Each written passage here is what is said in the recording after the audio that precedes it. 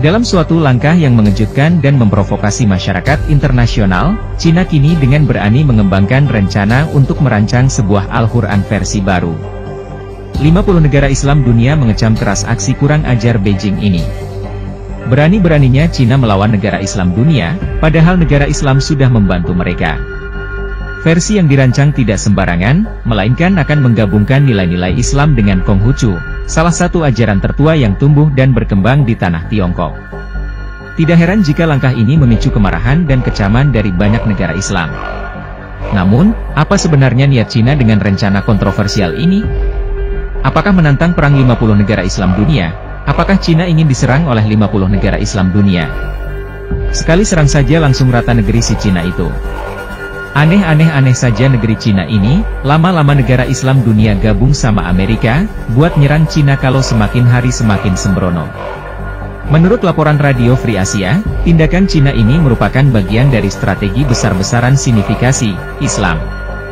Intinya, Cina tidak hanya ingin mendikte bagaimana ajaran Islam diterapkan di negaranya, tetapi sekarang juga berniat untuk mengintervensi kitab suci umat Muslim. Pernyataan ini bukanlah hal baru bagi Beijing. Sejak 2018, ibu kota Cina telah mengekspresikan niatnya untuk mencinakan Islam. Akan tetapi, rencana konkret untuk memodifikasi Al-Quran baru-baru ini memicu perhatian global, khususnya ketika para pejabat pemerintah dan tokoh akademisi berkumpul di Urumqi, Xinjiang, wilayah yang dikenal sebagai pusat populasi Muslim Uighur. Berdasarkan sumber-sumber yang ada, Beijing memiliki pandangan bahwa beberapa masjid di negerinya sudah terkontaminasi oleh arsitektur asing.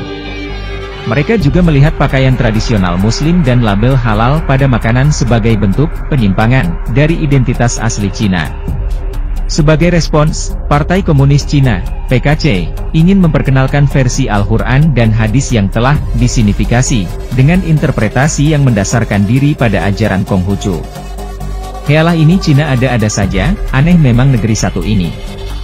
Walaupun Cina merupakan sahabat Indonesia, tapi kalau sudah begini sudah tidak benar. Aduh, Mimin jadi ikut emosi mendengar kabar ini. Banyak analis melihat bahwa upaya ini mungkin menjadi strategi dari Beijing untuk meredam potensi pemberontakan di Xinjiang. Dengan mengintegrasikan pemikiran Konghucu ke dalam ajaran Islam, PKC berharap dapat mengurangi resistensi dan mempromosikan semangat zaman yang lebih sesuai dengan ideologi komunis yang mereka pegang. Namun, reaksi internasional terhadap berita ini sangat kuat. Lebih dari 50 negara Islam dengan tegas mengecam tindakan Cina.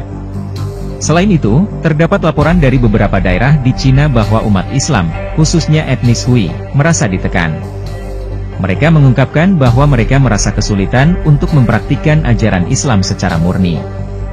Dengan momentum yang terus meningkat, pertanyaannya adalah bagaimana Cina akan menanggapi. Jika mereka memutuskan untuk meneruskan rencana ini, sangat mungkin akan memicu gelombang protes dan mungkin juga sanksi internasional. Hanya waktu yang akan menentukan bagaimana konflik ini akan berakhir dan apa dampak jangka panjangnya bagi hubungan internasional dan keharmonisan antar agama di Asia.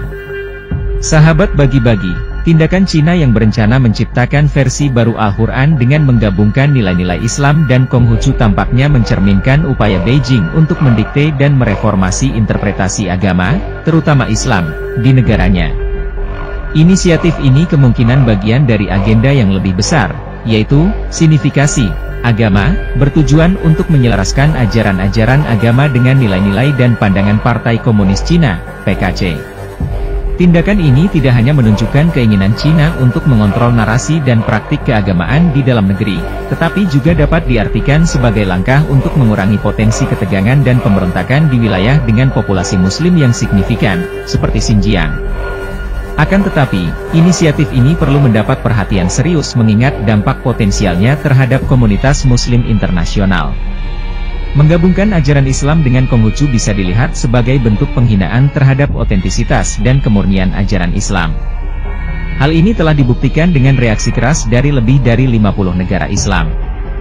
Reaksi internasional yang kuat ini menunjukkan bahwa isu ini bukan hanya masalah domestik, tetapi juga menjadi sorotan global yang dapat mempengaruhi hubungan diplomatik antara Cina dengan banyak negara lain.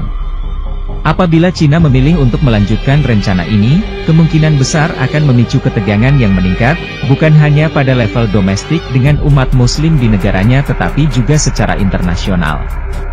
Konsekuensinya mungkin meluas hingga mendapat sanksi internasional, demonstrasi, atau bahkan boikot. Di sisi lain, Cina mungkin melihat ini sebagai strategi untuk meningkatkan kontrol sosial dan mengintegrasikan populasi muslim lebih dalam ke dalam masyarakat Tiongkok secara keseluruhan. Namun, hal ini bisa membawa konsekuensi jangka panjang bagi hubungan internasional serta keharmonisan antar agama di Asia, dan mungkin juga secara global.